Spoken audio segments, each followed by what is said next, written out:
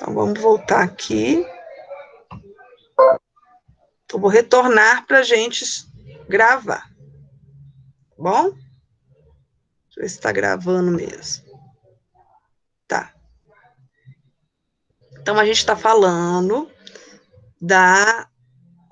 dos pigmentos que estão presentes na fotossíntese. No caso, os pigmentos estão nas plantas, nas áreas verdes. O principal é a clorofila A e B, que vocês podem ver aqui, que a única diferença vai estar nessa porção, tá? E a gente tem também os carotenoides como pigmentos auxiliares, sendo o principal deles, pode variar de espécie, o caroteno, o beta-caroteno e as xantofilas, certo? Bom, qual é a função desses carotenoides? Enquanto que a clorofila, ela participa diretamente lá no fotossistema para captação de energia luminosa na fase clara, os pigmentos, eles também têm um papel de absorção luminosa, tá? Eles capturam parte, só que essa absorção é uma absorção protetiva. A planta, muitas vezes, ela não pode controlar o tanto que o sol vai irradiar para ela. Pode haver situações que eu vou ter um estresse luminoso, vamos dizer assim. Eu tenho uma quantidade de luminosidade muito grande, provocando um estresse luminoso, e aí a gente tem os carotenoides com absorção dessa luminosidade em excesso, porque o excesso trava o sistema. Então, para impedir esse travamento desse sistema, a gente tem os carotenoides. Então, quando que nós vamos vê-los? Possivelmente em plantas, em regiões em que existe uma incidência de luminosidade muito alta. E aí nós vemos quais são as regiões geográficas principais, próximos da linha do Equador. Quanto mais próximo da linha do Equador, maior a incidência de 90 graus da luminosidade, que é uma intensidade mais forte do que ela vir de forma oblíqua em relação aos trópicos, né, nas regiões do trópico ali, de Câncer, de Capricórnio, tá? Então, quanto mais próximo da linha do Equador, mais essa irradiação se torna mais intensificada, o que favoreceria a necessidade desses pigmentos. E aí a gente tem nas florestas tropicais, nos países tropicais, nessas regiões, essa diversidade de plantas com essas diversidades de pigmentos. Vamos lembrar que a vegetação presente na floresta já tem um filtro natural da própria floresta. Aí nós teríamos as plantas, né, que vão estar aí variando da localização, ok? Então, aí está a importância desses pigmentos aqui auxiliares. Vamos explorar mais um pouquinho sobre a questão de como esses pigmentos absorvem essa luminosidade. Quando você olha para uma folha, ela é verde. A gente olha para a grande maioria das folhas, quando elas não estão com uma quantidade muito grande desses carotenoides, que pode variar na pigmentação, a gente vê preferencialmente verde. Isso porque a clorofila tem um espectro de luz que ela capta preferencialmente. A luz, ela é formada por vários comprimentos de onda. Esses comprimentos de onda, quando passam por um prisma, eles se separam e nós vemos o aspecto do arco-íris. Cada comprimento de onda é considerado uma cor, né, ali do arco-íris. A clorofila, ela absorve preferencialmente os comprimentos de onda azul e vermelho. Vocês percebem aqui, ó, a clorofila A, ela prefere, ela tem aqui o vermelho e o azul, vocês estão vendo aqui, ó, essa linha verde aqui, identificada pela clorofila A, quais são os pontos de luz que ela absorve melhor. A clorofila B, um pouquinho, né, variando da clorofila A, mas dentro dessa esfera de comprimento de onda. E os carotenoides vão ter uma variação maior, ó, aqui, ó, principalmente nesse aqui, pegando aqui também, certo? Mas, olha, geralmente o amarelo, o verde, eles não têm uma grande absorção. O carotenoide pode ainda extrapolar e pegar um pouquinho do comprimento de onda verde, o verde mais escuro, ok? Mas eles vão refletir aqueles comprimentos que não absorvem. E aqui, principalmente a clorofila, olha a clorofila aqui, que é a mais abundante, olha aqui, ela não absorve nada de verde. Ela vai refletir esses comprimentos de onda, e por isso nós enxergamos predominantemente essa cor verde, que tem uma mistura de amarelo, mas a cor verde predomina mais. Esse é o porquê que nós enxergamos as cores. São justamente os comprimentos de ondas refletidos, e os que não enxergamos são os absorvidos. Tá? Então, vimos que o melhor comprimento de onda que ativa a clorofila é o comprimento verde e o comprimento vermelho. Bom, como que ela faz essa absorção? Então, nós sabemos aqui as moléculas de clorofila, os pigmentos, tá? Como se fossem essas bolinhas, ok? Como se fossem essas bolinhas. E essa parte aqui, tá? Elas vão estar ali presentes, é uma área onde essas clorofilas estão associadas, ok? E elas são associadas ali também a uma proteína, tá bom? Então, essa aqui seria uma área proteica, vamos dizer assim, do fotossistema 1 e do fotossistema 2. O chamado fotossistema dos pigmentos associados a proteínas, tá? Então, a gente vai ter na membrana do tilacoide, lá na membrana daquela moedinha do tilacoide, esses complexos proteicos, nós até mostramos na aula passada uma sequência deles, no vídeo também mostra. Então, quando eles são bombardeados pela energia luminosa, essas clorofilas da casa aqui, A e B, elas são ativadas, e a gente tem ativação do fotossistema 2 e do fotossistema 1 acontecendo, tá?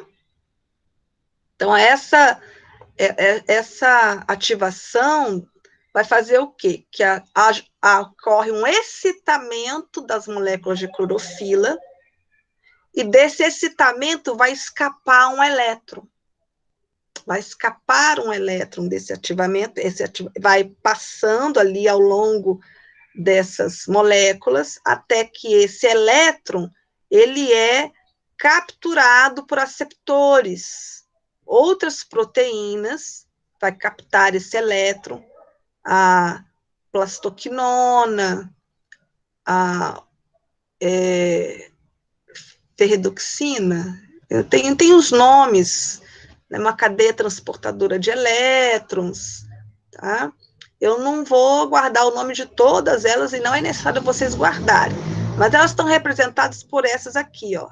Essa aqui, essa cadeia e essa aqui, tá certo? Então, esse elétron que escapa, ele é capturado para perder essa energia, aqui ele está altamente energizado por causa da energia luminosa, e ao passar por essa sequência de moléculas, esse elétron perde energia, e essa energia, que ela perde cedida, é capturada para a produção de ATP, tá?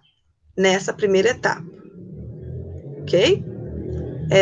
Por que esse elétron, ele vem para esse fotossistema? Porque houve a quebra da água, houve a hidrólise da água também, com liberação de oxigênio, tá? Esse hidrogênio vai ter depois uma ligação com ele, e esses elétrons são aqui capturados e ativados com a energia luminosa. Então, houve produção de ATP, esse elétron que foi escapado aqui vai para o fotossistema 1, vai para outras moléculas, que também são ativadas por energia luminosa, e esse elétron final vai ser usado para reduzir o NADP, que vai se ligar ao hidrogênio que foi quebrado lá na hidrólise da água.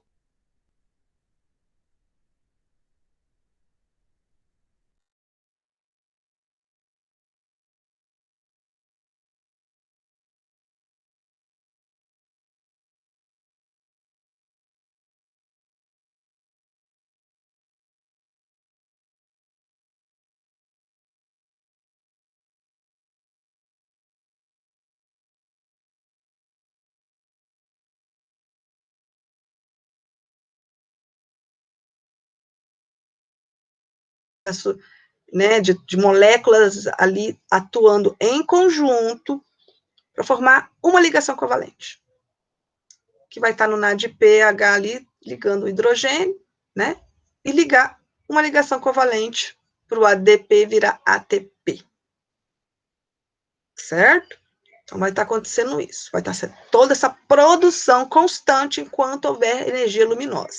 Esses elementos, nós estudamos semana passada também, são usados agora na fase escura, que vai acontecer na matriz ali, internamente ali no tilacoide, para produção, com o uso do CO2, a produção da glicose, o ciclo de Calvin, que vai acontecer ali depois, certo? Foi o que a gente estudou na aula passada. Então, que a gente está vendo a atuação direta da clorofila associada a esses pigmentos, associada às proteínas, para que esse processo possa ocorrer. Isso é muito importante.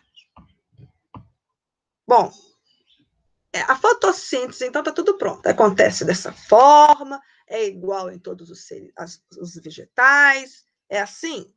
Não, a gente tem uma variação ali, porque os ambientes são variados. As plantas têm uma anatomia variada, o formato de folha modificado, adaptado a um clima, e tudo isso são fatores, que a planta tem fatores intrínsecos e extrínsecos que modificam essa eficiência fotossintética. É claro que ele modifica justamente para se tornar eficiente, porque senão a planta não sobreviveria. Aí, que fatores são esses? Bom, a planta pode ter fatores inerentes à própria planta, uma variação molecular, estrutural da própria planta, como, por exemplo, a quantidade de pigmentos, a disponibilidade deles, a quantidade de cloroplastos e enzimas, porque todo esse processo, ele acontece porque essas moléculas estão presentes. O quanto elas estão presentes? É igual em todos os vegetais? Não. A planta, ela justamente varia nessa disponibilidade são fatores intrínsecos à planta, e isso afeta a eficiência da fotossíntese. Esse slide fala aqui, ó, subiu, ó. Fatores limitantes da fotossíntese. O que vai limitar? A estrutura dos tecidos, a forma como essa folha, ela é, como esse tecido está disponibilizado. Se eu tenho muito parênquima, que é o parênquima palissádico lacunoso, que vão ter as células clorofiladas. Então, como é que está esse tecido? Uma folha é diferente de um cacto. Esse parênquima está diferente nessas plantas. Então, a estrutura do tecido tem um diferencial.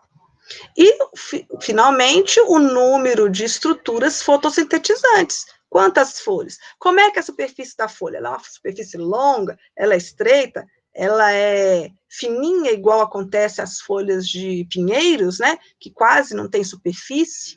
Tem uma superfície muito pequena, uma superfície muito grande, uma folha de bananeira. Então, como que é isso? Então, tudo isso são fatores intrínsecos que afetam e limitam a fotossíntese. Mas também existem os fatores intrínsecos. Os fatores, desculpa, inverti aqui. Ó.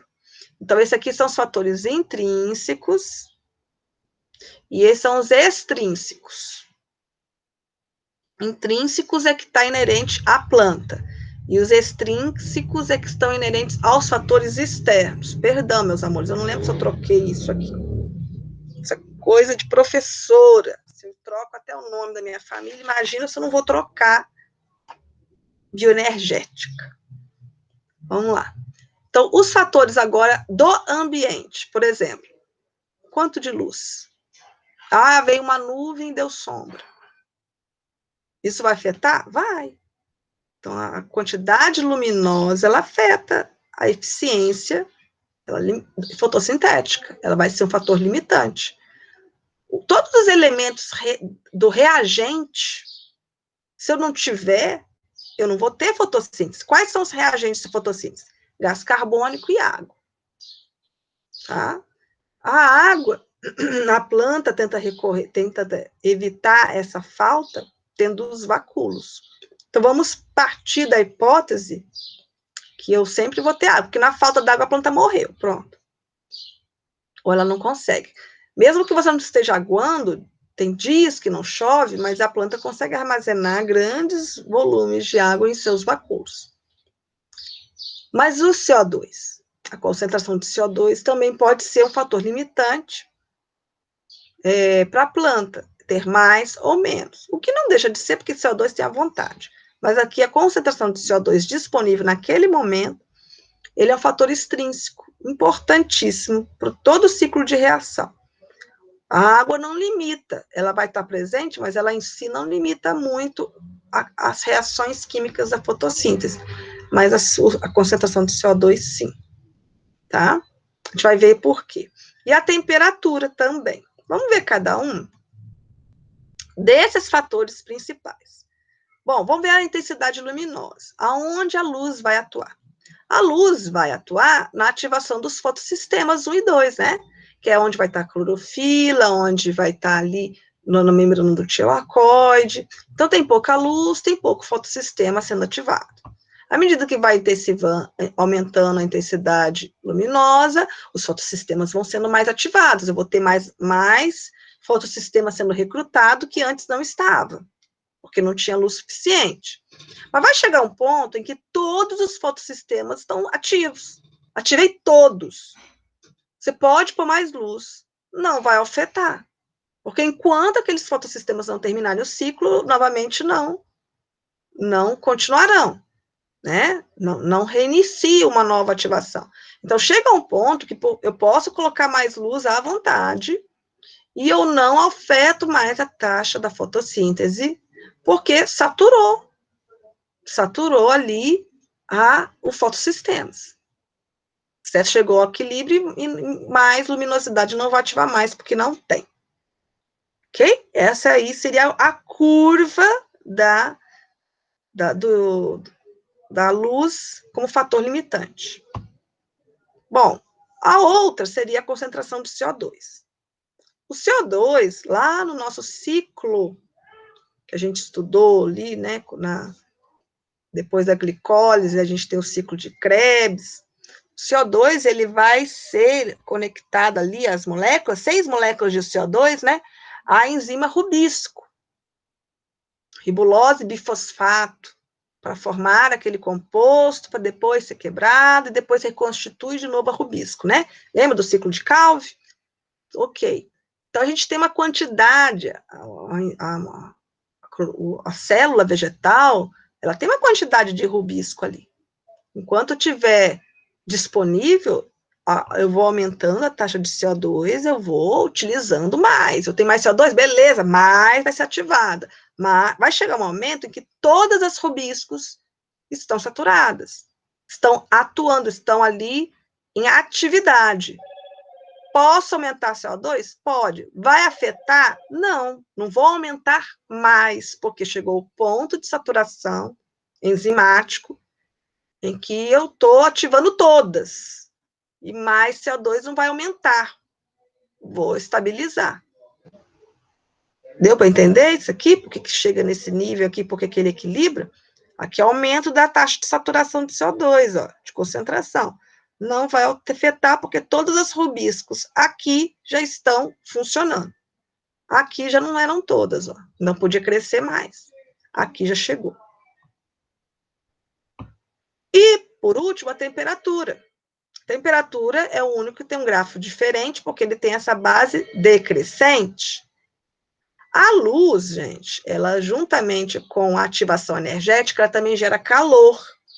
ela gera um calor, por isso que tem aqui a atividade luminosa, ela pode gerar esse calor na planta. A gente está no sol, a gente esquenta, não é verdade?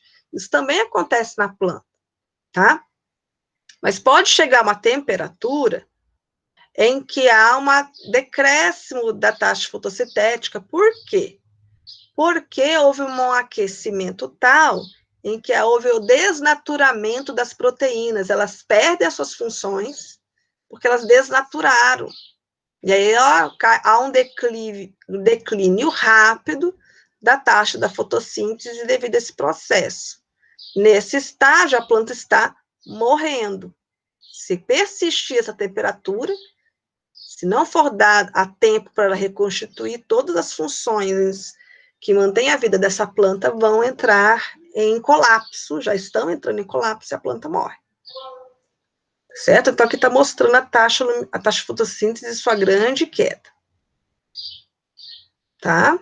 Se persistir a situação. Se for breve, pode ser que a planta resista. Bom, e a gente sabe, esses são os fatores que eu acabei de falar, que afetam a velocidade da fotossíntese, são os fatores limitantes, extrínsecos. Esse gráfico ele é muito importante, porque ele mostra aqui, compara a fotossíntese e a respiração. Sabemos que as duas reações são opostas e que o produto de um é reagente da outra. A respiração celular acontece o tempo todo nas mitocôndrias das plantas. São importantes e são necessárias em todos os seres vivos. A fotossíntese é exclusiva dos organismos autotróficos e, nesse caso, ele vai ter as duas reações. Quando a fotossíntese ela produz uma quantidade insuficiente para suprir o que eu preciso de respiração, a gente está nesse estágio luminoso, nesse estágio aqui, ó. Mas à medida que vai aumentando a luz, a disponibilidade de CO2, eu vou tendo um aumento da fotossíntese até o ponto em que equilibra. Tudo que eu estou produzindo é tudo que eu estou consumindo. Este é chamado ponto de compensação fótico. PCF, ponto de compensação fótico, é quando aquele ponto iluminou a luz aqui, ativando a fotossíntese ou os outros fatores, né, compensam a taxa respiratória, zerou, que tudo que está produzindo é tudo que está consumindo. Então, esse ponto de compensação fótico, a fotossíntese, é igual à taxa de respiração, ou seja, tudo que é produzido é tudo que é consumido, não há liberação em nada. Aqui a planta não cresce, ela só se mantém. A partir do momento que a fotossíntese aumenta, eu agora já tenho um saldo positivo, eu estou acima do ponto fótico de compensação. Fotossíntese é maior que a respiração, eu vou produzir mais do que consumir, tá? Tem aqui liberação de O2, porque lembra que a respiração também consome O2, viu? Então, aqui, ó, no ponto de compensação, ele está consumindo todo o oxigênio produzido na fotossíntese. Mas aqui, esse excesso de oxigênio é liberado, o excesso de glicose é armazenado. Até que chega ao limite, que a gente sabe que é o limite em que todos os fotossistemas estão ativados. Certo? Então, aqui abaixo do ponto de compensação fótico, a planta, ela não está produtiva, ou seja, está consumindo suas reservas. Aqui é o ponto de compensação e aqui ela está crescendo, produzindo, porque tem nutriente para fazer isso. Ok? Deu para entender isso aqui? Continuando. Bom, esse ponto de compensação fótico, ele é muito interessante. Ele não é igual em todas as plantas. Porque, como nós podemos imaginar, uma planta ela pode ter variação no número de células, de cloroplastos, a quantidade de tilacoide, e tudo isso vai influenciar nesse ponto. Porque eu posso ter muito, mas eu tenho um requerimento para isso, energético para isso. Então, somando tudo isso com as mitocôndrias que tem, finalmente, eu posso ter plantas com diferentes pontos de compensação. Aquelas que têm ponto de compensação menor, elas vão logo chegar a compensar o que precisa. Então, elas não precisam de muita luz. São plantas típicas de sombra, porque ela, mesmo na sombra, com pouca luminosidade, ela atinge o seu ponto de compensação e consegue crescer. Já as plantas de sol, elas podem se dar ao luxo de ter uma necessidade de um requerimento maior, porque ela produz mais. Ela vai ter um ponto de compensação um pouquinho mais elevado, tem muita luz, ele consegue logo chegar a uma taxa alta, por causa da grande intensidade luminosa, e passar esse ponto de compensação luminosa. Então, percebe que, para chegar nesse ponto aqui, da planta que a gente chama de umbrófita, que é planta de sombra, eu preciso alcançar nesse ponto aqui de intensidade luminosa. Já nessa curva, onde que elas se cruzam? Onde elas se cruzam? Elas vão se cruzar nesse ponto, tá? Ao cruzar nesse ponto, se você chegar aqui, o ponto de luminosidade é maior. Mas como são plantas de sol, elas têm esse ponto, essa luminosidade disponível, tá? Então, plantas de sombra, o gráfico vai ser esse, e plantas de sol, o gráfico vai ser esse. Cada planta vai ter um gráfico adequado ao seu metabolismo energético.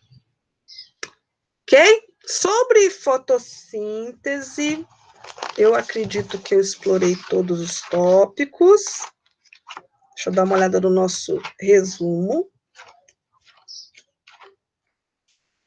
Ok, ela falei sobre o ponto de compensação, fatores limitantes, plantas umbrófitas e heliófitas, que é o ponto de compensação é menor, é baixo na planta umbrófita e é maior na planta heliófita. E agora a gente vai para o último tópico, que é o 12, quimiossíntese, tá?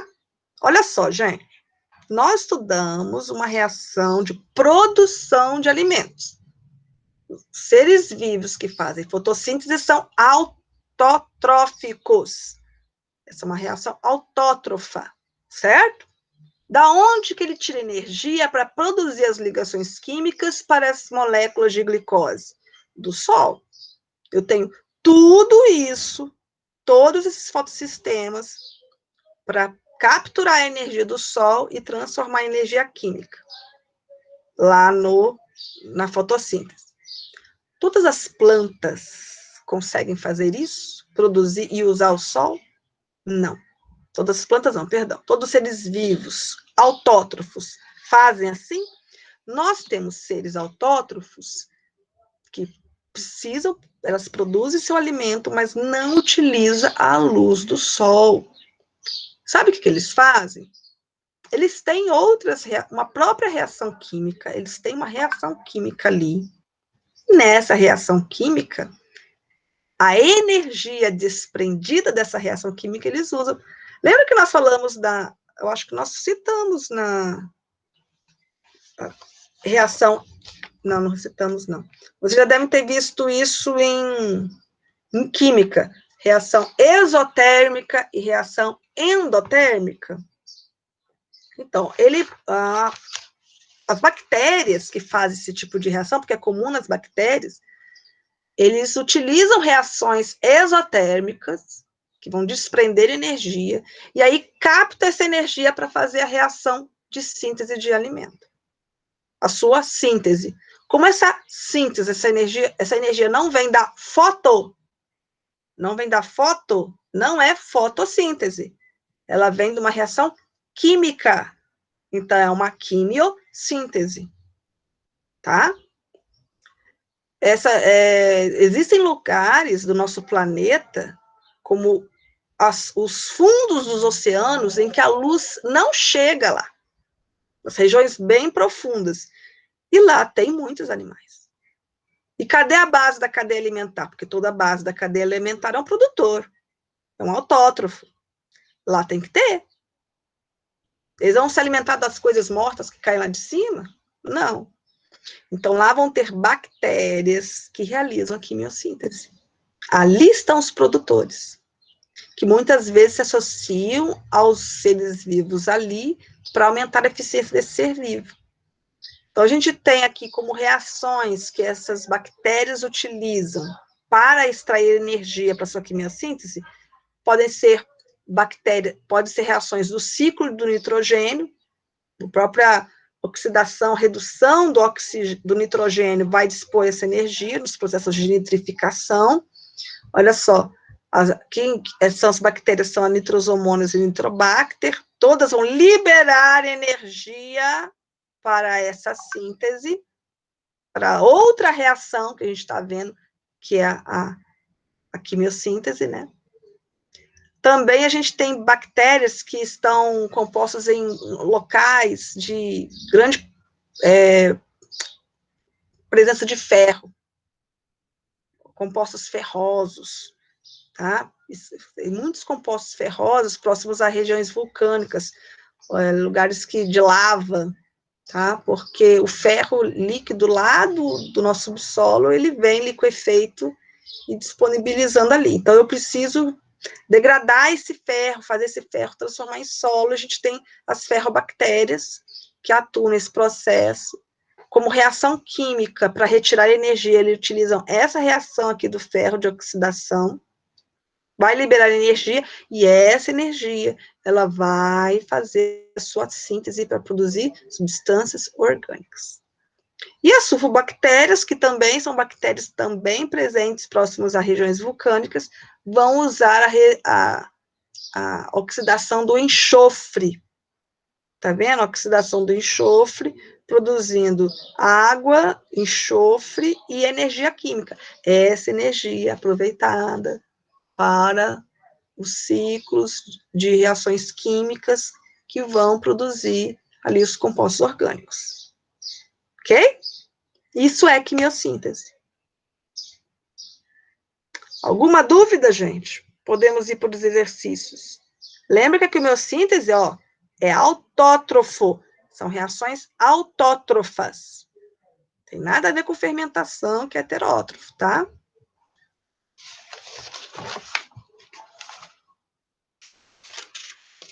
Vamos para o nosso exercício em classe. André, Oi?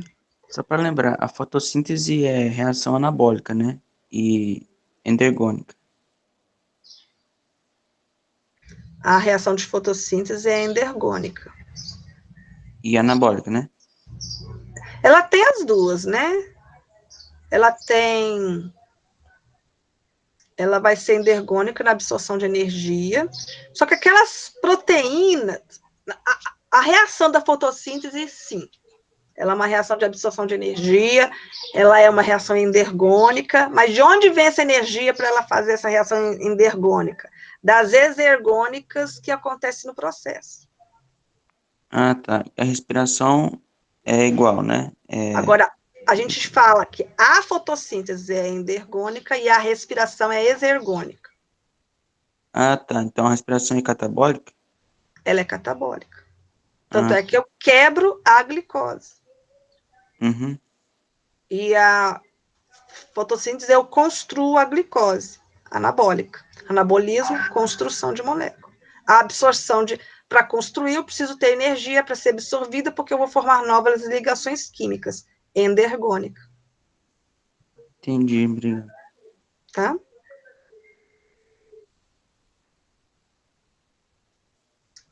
Posso passar essa aqui? Esse slide? Pode sair dessa tela? O slide já está disponível, tá? Eu já deixei lá para vocês. E agora, deixa eu ver o que eu estou apresentando. Eu estou apresentando a tela toda ou só o PowerPoint? Vocês estão vendo que eu estou mexendo aqui?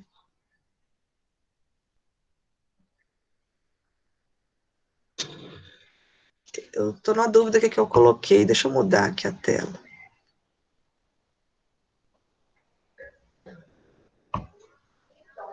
Vou mudar aqui. Só um pouquinho, deixa eu só abrir. Já vou pegar o caderno do professor, porque já fica gravado as respostas, tá?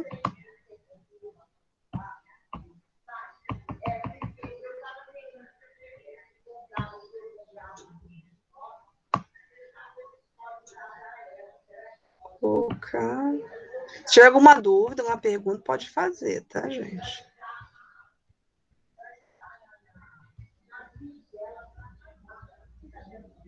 Nossa, quantos exercícios. Isso aqui é tudo num capítulo só. 406. Ah, tá. Essa aqui é a tarefa mínima.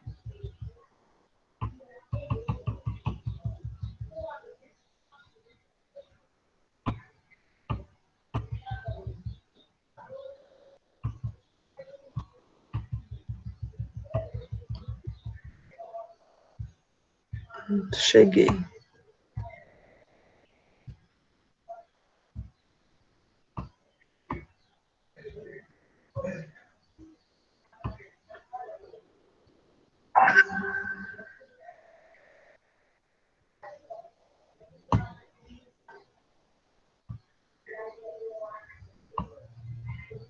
Espero que vocês estejam vendo aqui a apostila do terceiro, da nossa, do em classe, tá vendo? Perdão.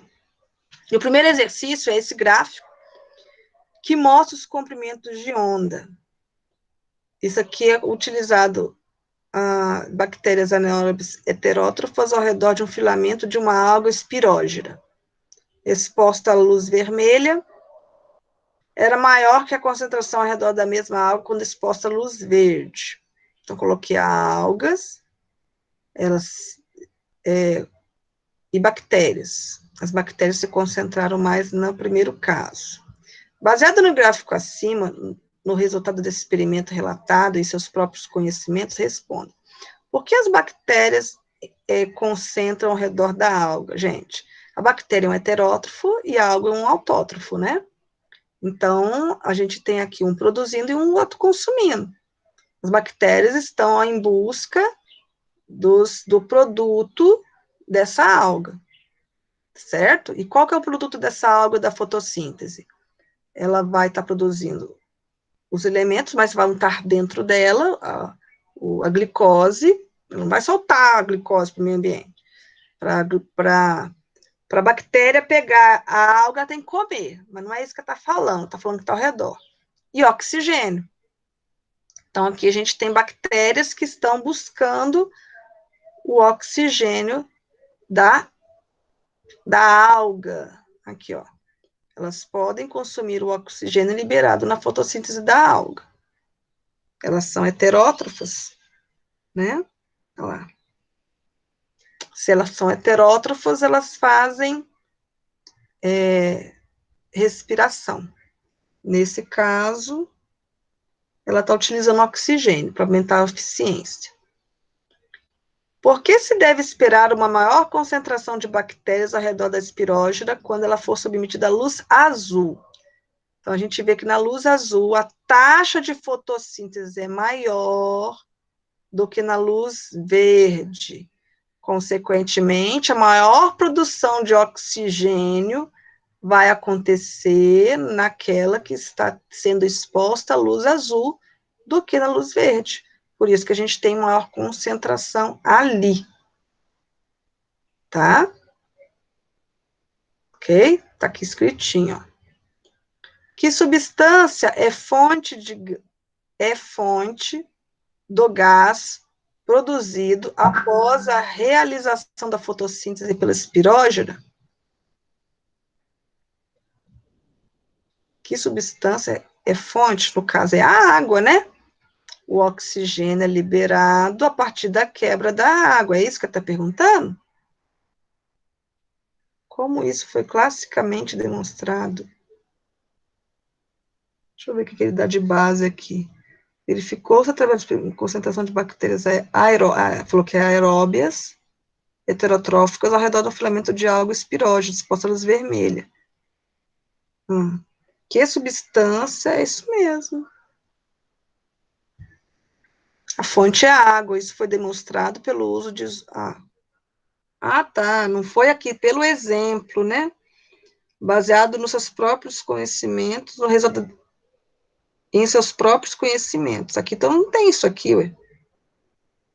Isótopos radioativos. Será que tem lá atrás? Tem esse experimento lá atrás? Eu não lembro de ter visto ele aqui, não. Não tem como demonstrar aqui, possivelmente aqui, porque como é que eles vão rastrear, isso aí é algo que eu acho que eu não falei para vocês, não lembro de ter falado. Como é que eles vão rastrear que o oxigênio veio da água e não veio do CO2? Porque tem O no CO2 e tem O na água. Então, o que eles fizeram? Para demonstrar que ele vem da água, eles utilizaram o isótopo radioativo no oxigênio. Na água ali, uma água com oxigênio isótopo radioativo. E eles perceberam que era ele que dava no oxigênio liberado. Aí conseguiram rastrear de onde veio. Então foi assim que experimentalmente se confirmou que esse oxigênio vinha da água. Então é isso que está falando aqui, ó. Ok? Esse dado não está no experimento, é um fato teórico. Que variável poderia ser introduzida no experimento, favorecendo uma maior concentração de bactéria ao redor da espirogira quando submetida à luz vermelha? Então, a gente está colocando a luz ali, e eu quero colocar uma outra variável para que a bactéria seja mais eficiente. Então, eu tenho que usar aquelas outras variáveis, né? É temperatura, é gás carbônico, né? E a intensidade luminosa. A intensidade luminosa a gente está tendo aqui. Então, qual é a outra variável? Aumentar a concentração de gás carbônico. Aí eu vou ter um aumento da eficiência, que eu vou ter mais matéria-prima, né? Então, aí eu vou concentrar. Ok? Alguma dúvida até aqui? Posso continuar? 2. Está aqui gravado, né? Depois vocês dão uma pausa aí para fazer. O gráfico ilustra o aspecto de absorção da luz pelas clorofilas A e B, em diferentes comprimentos de onda. Elas são duas das principais clorofilas presentes nos eucariontes fotossintetizantes. Suponha que as 3 plantas, 1, 2 e 3, da mesma espécie, ficaram expostas diariamente aos comprimentos de onda, 480 nanômetros, 550 e 600 nanômetros por um mês. É possível supor, vamos lá, a primeira, 460. Vamos lá. Opa, vamos voltar aqui. 460 seria o comprimento azul. A segunda, 550, verde. E a terceira, 660, vermelho. Ok? Então, na letra A diz assim: todas sucumbiram depois desse período devido à falta de reservas orgânicas. Não. Não, porque azul e vermelho vai ativar ambas as clorofilas. Apenas a planta 2 conseguiu sintetizar a matéria orgânica, justamente a que está com o pigmento verde, que não foi ativo, que justamente é ao contrário. As plantas 1 e 3, que é o de azul e vermelho, conseguiram sintetizar matéria orgânica suficiente para crescerem. Corretinho. Correto. Ok? Está correto. 3. Os fatores externos limitantes da fotossíntese são os extrínsecos. Concentração de O2, não. Concentração de dióxido de carbono, água, oxigênio e luz. Aí oxigênio e água, não, né? Concentração de O2, água, oxigênio, luz e temperatura. D. Concentração de CO2, água. Não, até que água é. Oxigênio que não é. Luz e temperatura, correto. Correto. Concentração de poluentes, e poluentes sai fora. André, Oi? a água é por causa dos estômatos, né? A água é por causa da hidrólise da água, né? Ela que Sim. vai disponibilizar o hidrogênio. Naquele... Eu não expliquei a água, porque a água está sempre... Se tem água, tem. Se não tem, a planta morre, né? Ela não vai ter um gráfico assim crescente, ela tem que ter presente. Mas é um fator limitante também. Eu não sei por que não tem gráfico. Acho que o gráfico da água ele é muito relativo. Porque, olha só, é o que você falou. É por causa dos estômatos. Eu coloco água, mas ela vai estar disponível? Depende dos estômatos, da absorção. Às vezes os estômatos estão abertos, às vezes os estômatos são fechados. Então, a gente não consegue fazer um gráfico por causa dessas situações. Bem falado. 4. Em um experimento foram obtidos dados que permitiram a construção do gráfico ao lado. Ok? Então, são gráficos com 3 situações. Excesso de CO2 a 35 graus Celsius, excesso de CO2 a 20 graus Celsius, CO2 insuficiente 20 graus Celsius. A partir da interpretação do gráfico, identificam-se os segmentos em que a luz é o fator limitante no processo. Trata-se dos... Aqui a intensidade luminosa, aqui, ó. Aonde eu estou, qual gráfico eu estou identificando a questão luminosa? Essa luz aqui, ó, 500, 1500, 2500, está mostrando a intensidade luminosa. Ela está nesse gráfico? Tá. Ela está nesse gráfico? Tá, ué, tá aqui, ó. E ela está nesse? Tá também. Então, eu tenho a luz representada nos 3 gráficos. Tá? Como fator limitante aqui, ó. A, B e C. Ela está presente nos 3 ali. 5. O gráfico representa as taxas fotossintéticas, que está mostrando 2 pontos fóticos de luz, né? E de respiração para 2 diferentes plantas. Uma delas umbrófita, planta de sombra, e a outra heliófita, planta de sol.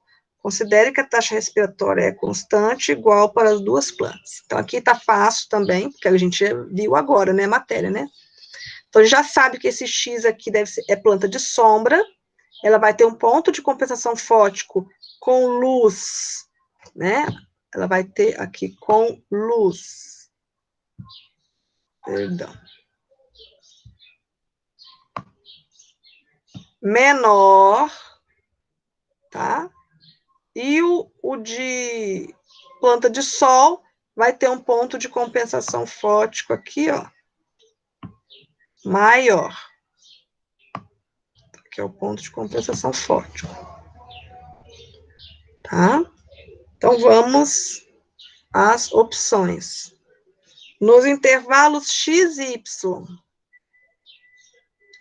cada uma das plantas consome mais oxigênio do que aquele produzido na sua fotossíntese. Não, nesse ponto, o consumo está igual, né?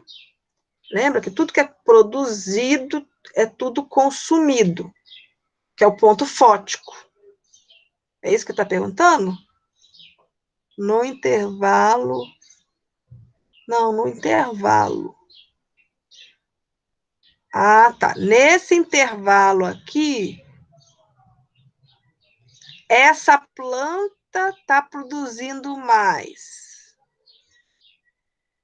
do que consumindo. Nesse intervalo, o X, né? Nesse intervalo aqui, o Y está consumindo mais. Tá? Então, agora que eu entendi o que está falando. Esse aqui está certo só para a planta A. Tá? Então, isso aqui está errado, porque aqui não identificou, tu falou das duas plantas. A partir do ponto Y, cada uma das plantas consome mais oxigênio do que aquele produzido. Pelo contrário, a partir do ponto Y, as duas estão com fotossíntese maior que a respiração. Então, a fotossíntese vai produzir e a respiração é que consome. Então, não vai consumir mais. Elas vão produzir mais. As plantas A e B são, respectivamente, umbrófita e heliófita.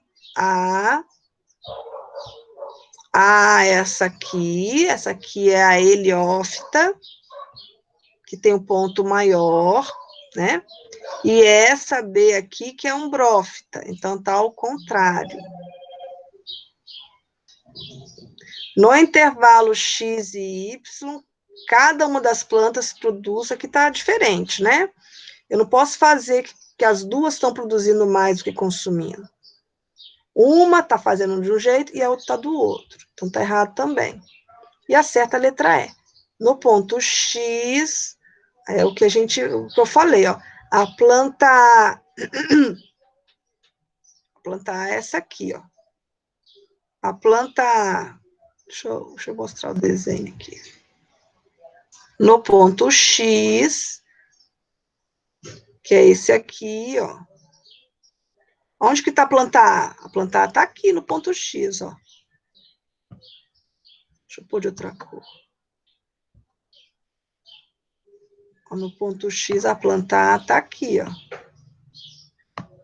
Então, ela está abaixo do ponto de compensação. Ela está consumindo mais do que produzindo. A planta A consome mais oxigênio do que aquele produzido em sua fotossíntese, e a planta B está aqui, ó. Produz a mesma quantidade de oxigênio que aquela consumida na sua respiração. Isso, porque é o ponto de compensação fótico. O ponto fótico de compensação. Ok? Então, correto, letra E. 6. 3 plantas de uma mesma espécie com o mesmo tamanho foram colocadas em redomas de vidro, separadas e foram expostas cada uma a uma diferente intensidade luminosa. Após algum tempo, mediu-se a quantidade de gases no ar das redomas e comparou com a quantidade existente antes do início da experiência. Assim, qual gás que ele está falando? Tem tanto, aqui não identificou no enunciado, mas das opções ele vai falar. Mesma espécie, cada uma a diferentes intensidades luminosas, tá? Em uma redoma, a quantidade de CO2 no ar tivesse aumentado, assim C, se em uma redoma a quantidade de CO2 fosse aumentado, essa planta estaria iluminada acima do seu ponto de compensação fótico. Gente, aqui está misturando CO2 com luz, tem nada a ver. Aí é complicado isso aqui, não está dando para chegar a um raciocínio. A quantidade final de O2 no ar da redoma, se a quantidade de final de O2 no ar da redoma fosse igual à inicial, a planta estaria acumulando reservas.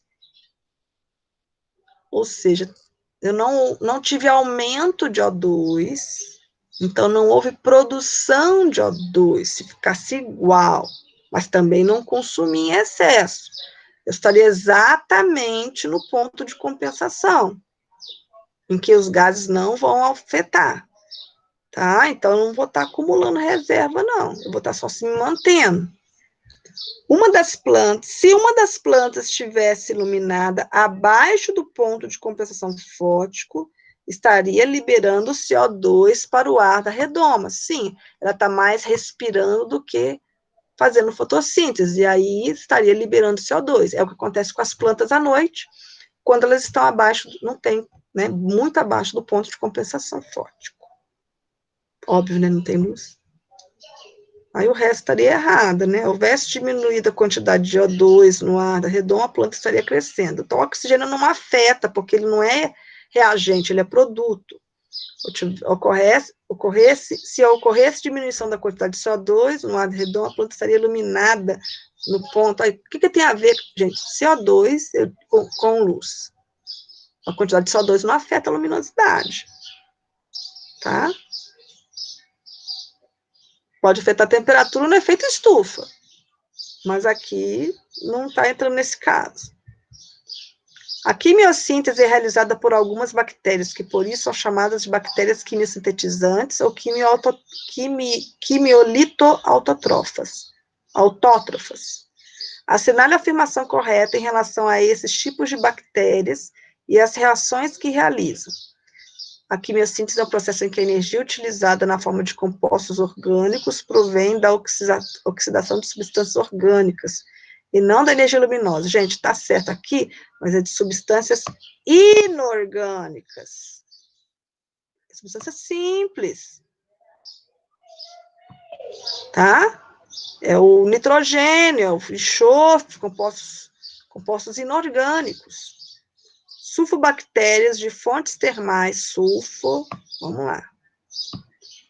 Submarinos utilizam a energia proveniente da oxidação de H2S para a síntese de matéria orgânica, certinho. Certinho. Que é sulfobactéria. As nitrobactérias existem exclusivamente no meio aquático, são de grande importância no ciclo do carbono. Não, porque elas existem principalmente no solo, associadas a raízes de plantas, de leguminosas, né? E também no solo disperso. Nitrobactérias fazem a redução de proteínas para a síntese de ATP, como se a bactéria quebrasse a proteína para tirar energia. Não. Compostos inorgânicos e não orgânicos. Ferrobactérias utilizam energia química para a formação de átomos de ferro. Gente, fazer átomo de ferro. Olha que viagem. Tá? Então, é totalmente errado também. Então, letra B. Ok? E aí, terminamos. Vou fazer a chamada. Alguma dúvida aqui?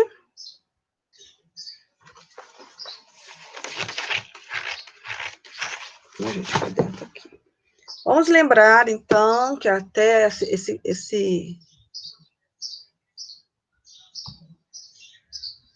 apostila faz parte da nossa avaliação bimestral. E agora nós vamos para a chamada. Quero que vocês façam a tarefa mínima complementar e a nossa última tarefa para fechar as notas de caderno, que vão ser todos os meus trabalhos, vão basear nisso aqui. A Ana Vitória.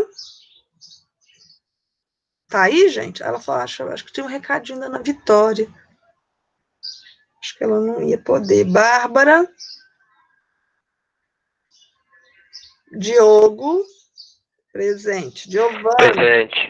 A Giovana estava aí. O que aconteceu com ela?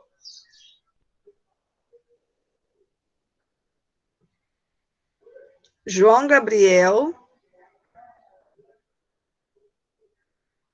Oi, gente. Saiu? Ou por falta? Letícia. Tá aí. Marcelo. Grafinha. Tá aí. Maria Presente. Luísa. Também. Otávio. Presente. Nossa, que presente mais quietinho. Stephanie está e Taylor. Ok, presente. Deixa eu parar a gravação. O